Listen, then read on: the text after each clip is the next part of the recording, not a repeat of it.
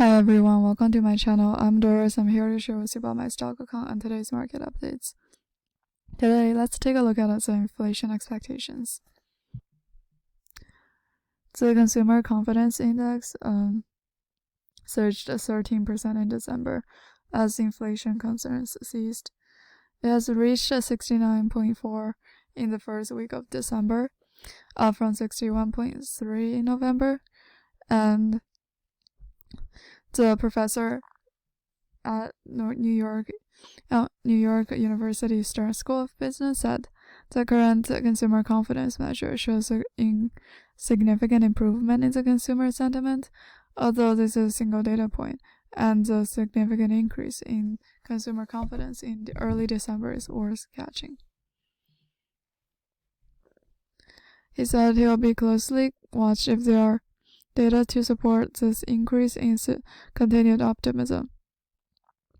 Vacation sales will be an important source of evidence, in particular, whether consumer spending increases with confidence. During the COVID-19 period, consumer confidence did not accurately predict spending trends. In the short term, consumer inflation expectation for the coming year fell to 3.1% from 4.5% in November, the lowest level since March 2021.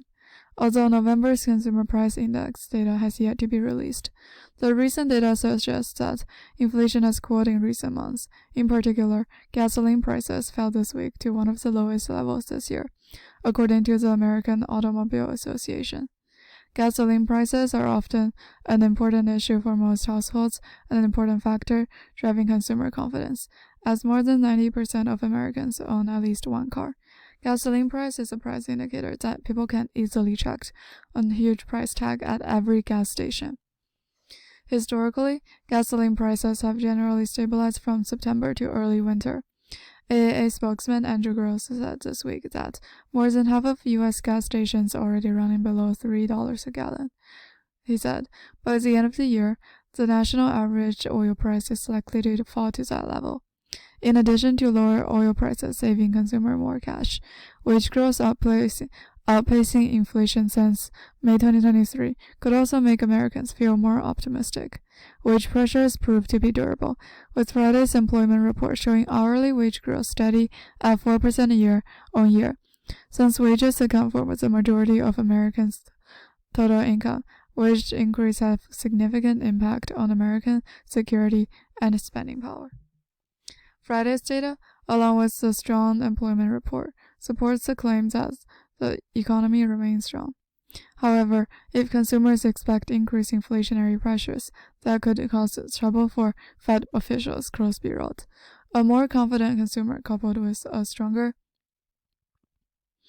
labor market could hinder the Fed's effort to try to curb consumer demand. But nationwide financial markets economist Warren Clinton warned that investors should not be too excited about month sentiment data, especially given that consumer sentiment is still below the pre-COVID-19 levels.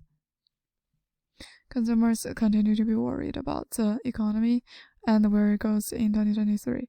It is justified because the inflation rates are still high, looking at high, and the Fed policy interest rate decision outlook is still not going strong. And higher prices of food products, including the staple foods such as bread and eggs, over the past year may also weigh on consumer sentiment. Although food inflation has fallen from its rapid growth during the COVID-19 pandemic, the Consumer Price Index showed that overall food prices in October was still 3.3% higher than in the same period last year. This is all I have for today. Thank you for listening. Don't forget to subscribe and see you next episode.